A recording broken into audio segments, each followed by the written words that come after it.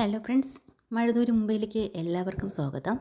അങ്ങനെ നമ്മുടെ വൈജ അമ്മയോട് ദേഷ്യപ്പെട്ടിട്ട് നേരെ കിച്ചണിലേക്ക് വന്ന് നമ്മുടെ അലീനയോട് വഴക്കുണ്ടാക്കാൻ വന്നിരിക്കുക. അലീനയോട് ചോദിക്കുന്നുണ്ട്, എടി നീ വലിയ ജയിച്ചു എന്നൊന്നും നീ അങ്ങനെ വിചാരിക്കണ്ടെന്ന്. അപ്പോൾ അലീന പറയാ, അതിന് ജയിക്കാൻ വേണ്ടി മാത്രം ഞാൻ ആരോടും മത്സരിച്ചിട്ടില്ലല്ലോ മാഡം എന്ന് ചോദിക്കുക കേട്ടോ.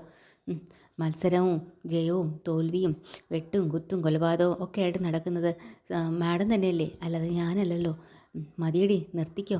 ബാലചന്ദ്രൻ നിന്നെ അങ്ങ് ദത്തുപുത്രിയായിട്ട് ഏറ്റെടുത്തെന്നും പറഞ്ഞ് നീ വലിയ ആളൊന്നും ചമയണ്ട എന്നൊക്കെ ഇങ്ങനെ അവർ പറയുന്നുണ്ട് കേട്ടോ. അപ്പോൾ അവസാനം നമ്മൾ അലീന പറയാം, സാർ അങ്ങനെ പറഞ്ഞു, അതുപോലെ മാഡവും എന്നെ ഒരു മോളായിട്ട് കണ്ടിരുന്നെങ്കിലെന്ന് ഞാൻ ഒരുപാട് ആഗ്രഹിക്കുന്നുണ്ട്. മാഡത്തിന് സ്വന്തം മോളുടെ പ്രായം തന്നെയല്ലേ ഉള്ളൂ എനിക്കും. എന്നെ മോളെപ്പോലെ കണ്ട് സ്നേഹിച്ചൂടെ? നിർത്തടി, നിന്നെ ഞാൻ മോളെപ്പോലെ കണ്ട് സ്നേഹിക്കണോ?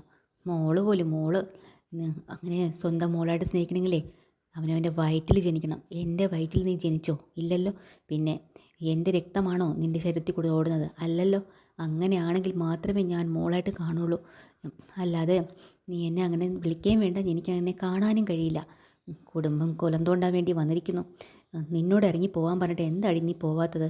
ഞാൻ പോകാൻ വേണ്ടി തയ്യാറായിരുന്നല്ലോ മാഡം, പക്ഷേ സാറല്ലേ പോകണ്ടെന്ന് നിർബന്ധിച്ചത്. അയ്യോ പാവം, സാറിൻ്റെ കാലിലാണോടി നീ നടക്കുന്നത്? ആണോ? നീ നിൻ്റെ സ്വന്തം കാലിലല്ലേ നടക്കുന്നത്? സാറ് പോകണ്ടെന്ന് പറഞ്ഞാൽ പോകണ്ട അല്ലേ? അങ്ങനെയാണോ? നിനക്കിവിടെ ഈ പേരും പറഞ്ഞ് സുഖിച്ചങ്ങ് നിൽക്കണം, അതാണ് ഉദ്ദേശം. എനിക്കിപ്പോൾ അതൊക്കെ മനസ്സിലാവുന്നുണ്ട്. അങ്ങനെയൊന്നുമില്ല, എനിക്കങ്ങനെയൊന്നുമില്ല. കാണിച്ചു തരുന്നുണ്ടടി. പക്ഷേ നീ ഒരു കാര്യം മനസ്സിലാക്കിയോ, ഈ വീട്ടിൽ ജീവിക്കണമെങ്കിൽ ഒന്നി നീ അല്ലെങ്കിൽ ഞാൻ, നമ്മൾ രണ്ടുപേരും കൂടെ ഇവിടെ കാണില്ല. ഞാൻ കാണിച്ചു തരുന്നുണ്ടെന്നും പറഞ്ഞ് അവർ നേരെ വെളിയിലേക്ക് പോവാണ്. അപ്പം മുത്തശ്ശിക്ക് ഒരു കപ്പ് ചായയായിട്ട് നേരെ അലീന വരുന്നുണ്ട്. എന്നിട്ട് മുത്തശ്ശിയോടും പറയാണ്, അവർക്കും വലിയ അത്ര രസത്തിലൊന്നും അല്ലല്ലോ. അപ്പോൾ അവരോട് പറയാം, മുത്തശ്ശി എന്നോട് പിണക്കമാണോ? മുത്തശ്ശിയുടെ അസുഖമൊക്കെ എങ്ങനെയുണ്ട് എന്നൊക്കെ ചോദിക്കുകയാണ്. 2 ദിവസം ഞാനിത് അന്വേഷിച്ചിട്ടുണ്ടായിരുന്നില്ലല്ലോ. എനിക്ക് ആരോടും ഒരു പിണക്കവും ഇല്ല. പിന്നെ നിന്നെ ഇപ്പം ബാലചന്ദ്രൻ മകളായിട്ടൊക്കെ അംഗീകരിച്ചിട്ടുണ്ടല്ലോ അല്ലേ? ദത്തുപുത്രയായിട്ടൊക്കെ എടുത്തിരിക്കുമല്ലേ? അതെനിക്ക് ഭയങ്കര അംഗീകാരമാണ് മുത്തശ്ശി തന്നിരിക്കുന്നത്. പിന്നെ മാഡത്തിൻ്റെ മോള് മാത്രം ചില മക്കളുമാണ് അതിനെതിരെ നിൽക്കുന്നത്. എന്തൊക്കെയാ, എനിക്ക് നിന്നോട് ദേഷ്യമൊന്നുമില്ല. നീ പോയി കഴിയുമ്പോൾ ഇവിടുത്തെ പ്രശ്നങ്ങൾ ഒഴിവാകുമല്ലോ എന്ന് ഞാൻ വിചാരിച്ചു, അത്രയേ ഉള്ളൂ. എത്രയൊക്കെ ആയാലും എത്ര ദുഷ്ടത്തരയാണെങ്കിലും മക്കൾ വിഷമിക്കണം കാണുമ്പോൾ അമ്മമാർക്ക് വേദനിക്കില്ലേ? അതുകൊണ്ടാണ് വൈജയ്ക്ക് സപ്പോർട്ട് ചെയ്ത് ഞാനും അങ്ങനെയൊക്കെ പറഞ്ഞത്. പിന്നെ വേറൊന്നും കൊണ്ടല്ല മുത്തശ്ശി, ഇവിടുത്തെ കാര്യങ്ങൾ ശരിയാവണമെങ്കിൽ അത് ഞാനല്ല പ്രശ്നം, മുത്തശ്ശിയുടെ മോളും ഭർത്താവും തമ്മിലുള്ള കാര്യമാണ്. ഞാൻ ഇവിടുന്ന് പോയി എന്നും പറഞ്ഞ് അത് തീരാനൊന്നും പോകുന്നില്ല. പിന്നെ അവനോ വരുത്തി വെച്ച കുഴിയിൽ അവനോൻ തന്നെ വീഴും. അതെന്താടി നീ അങ്ങനെയൊക്കെ പറയുന്നത്? അല്ല, ഇപ്പം തന്നെ മാഡം ചെയ്യുന്ന പ്രവൃത്തി എന്താ? മാഡം ഈ വീട്ടിലെ രാജ്ഞിയാണ്, നല്ല റാണിയെപ്പോലെ ജീവിക്കേണ്ട. അവർ എന്നോട് മത്സരിച്ച്, അതും വെറും ഒരു വീട്ടുവേലക്കാരി എന്നോട് മത്സരിച്ച് എന്നെ പുറത്താക്കാൻ വേണ്ടി നോക്കുന്നു. എന്നിട്ടോ ഞാൻ പോയില്ലെങ്കിൽ സ്വയം ഇറങ്ങി പോകുമെന്ന് വിചാരിക്കുന്നു. അപ്പോൾ പിന്നെ എന്ത് ചെയ്യാൻ പറ്റും?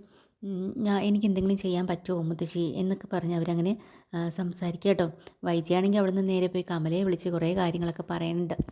കമല എരികേറ്റ് കൊടുക്കുന്നുണ്ട്, നീ അങ്ങനെയൊന്നും വിട്ട് കൊടുക്കരുത്.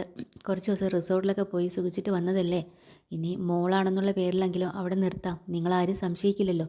പുറമേ മോളാണ് ദത്തെടുത്തതാണെന്നൊക്കെ പറയാം, ഉള്ളിൻ്റെ ഉള്ളിൽ ചിന്താഗതി വേറെ ആയിരിക്കും. നീ അങ്ങനെ വിട്ടു കൊടുക്കരുത്. നിൻ്റെ ആങ്ങളമാരോട് എല്ലായിടത്തും പറയണം. ഞാനും ഇപ്പം തന്നെ ശിവേട്ടനെ വിളിച്ച് കാര്യങ്ങൾ പറയാൻ പോവുകയാണ് എന്നൊക്കെ പറഞ്ഞ് എരി കൊടുക്കുകയാണ്.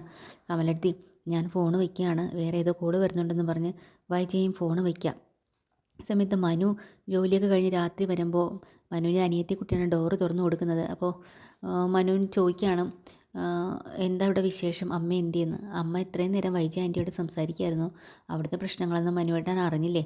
ബാലചന്ദ്രൻ ഞങ്ങൾ തിരിച്ച് വന്നിട്ടുണ്ട്, കൂടെ അലീനയുണ്ട്.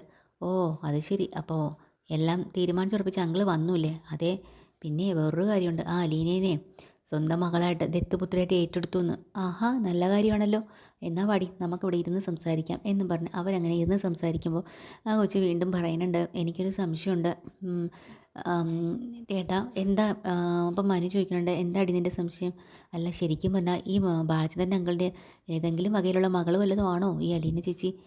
എനിക്കും ചില സംശയങ്ങളൊക്കെ ഉണ്ടടിയെന്ന് മനുവും പറയാട്ടോ. അങ്ങനെ അവരുടെ സംസാരം അവിടെ അങ്ങനെ നീണ്ടു പോവാണ്. എൻ്റെ അനിയത്തി ചോദിക്കുന്നുണ്ട്, എന്തായാലും ഏട്ടന് വലിയ സന്തോഷമായിന്ന് തോന്നണു. അലീന തിരിച്ചു വന്നില്ലേ? എനിക്ക് സന്തോഷമായി.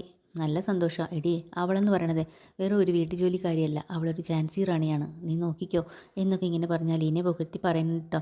അത് കഴിഞ്ഞ് അലീന രാവിലെ മുറ്റം അടിക്കുകയും പത്രം അടിക്കുകയും ഒക്കെ ചെയ്തുകൊണ്ടിരിക്കുകയാണ്. ആ സമയത്ത് നമ്മൾ കൃഷ്ണമോൾ അങ്ങോട്ട് വരികയും കൃഷ്ണയോട് ഭയങ്കര സ്നേഹത്തോടു കൂടി പെരുമാറുകയൊക്കെ ചെയ്യുന്നുണ്ട്. കൃഷ്ണയാണെങ്കിൽ സ്വന്തം ചേച്ചിയായിട്ട് കെട്ടിപ്പിടിക്കുകയും ചേച്ചി പോയി ചായ ഇടാൻ ഞാൻ തൂത്തോളാം എന്ന് പറഞ്ഞ് ജോലിയൊക്കെ ഷെയർ ചെയ്യാണ് കേട്ടോ. അത് അലീനയ്ക്ക് ഭയങ്കര സന്തോഷമാവണം കേട്ടോ.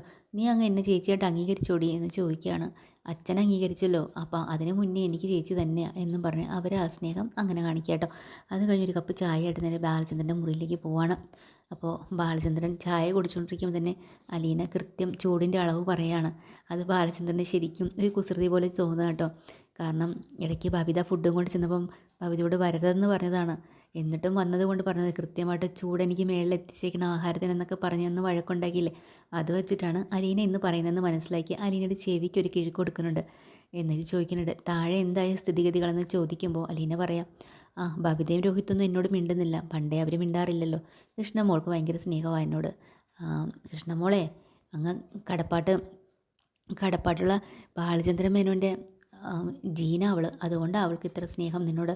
പക്ഷേ ബാക്കി രണ്ടും അങ്ങനെയല്ല, കൊല്ലപ്പള്ളിയിലുള്ളതാ എന്നൊക്കെ പറയാൻ കേട്ടോ. പിന്നെ വൈജ മാഡം എന്നോട് ദേഷ്യത്തിലാണ്. അവളെ കാല് വെന്ത പട്ടിയെ പോലെ ആയിരിക്കും, ഇങ്ങനെ കുറച്ചുകൊണ്ട് കിടക്കും, അതുകൊണ്ട് നീ അതൊന്നും മൈൻഡ് ചെയ്യണ്ട എന്നൊക്കെ പറഞ്ഞിട്ട് ചോദിക്കുന്നുണ്ട്. അതൊക്കെ പോട്ടെ, ഞാൻ നിന്നെ എൻ്റെ ദത്തുപുത്രിയായിട്ട് അംഗീകരിച്ച് എടുത്തിരിക്കുക, എൻ്റെ മകളാ നീ, എൻ്റെ അച്ഛനാ ഞാൻ. അപ്പോൾ ആ ഒരു ഇത് നിനക്ക് എന്താണ് അതിൻ്റെ എക്സ്പീരിയൻസ് പറയാവോ എന്ന് ചോദിക്കുക. അത് കേൾക്കാൻ കാത്തിരിക്കുകയാണ് കേട്ടോ ബാലചന്ദ്രൻ. അപ്പോഴാണ് ഒരു തണുത്ത മട്ടിൽ അലീന പറയാം, ഓ അതെനിക്ക് അത്ര ഇതായിട്ടൊന്നും തോന്നുന്നില്ല, വലിയ സംഭവമായിട്ടും തോന്നിയില്ല. അയ്യേ അതെന്താടി നീ അങ്ങനെ പറഞ്ഞത്, ഞാൻ വലിയ കാര്യമായിട്ട് കേൾക്കാൻ വേണ്ടി ഇരിക്കുമായിരുന്നല്ലേ. ഞാനിവിടെ വന്നപ്പോഴേ ഞാൻ എൻ്റെ അച്ഛനായിട്ടാണ് കണ്ടിട്ടുള്ളൂ.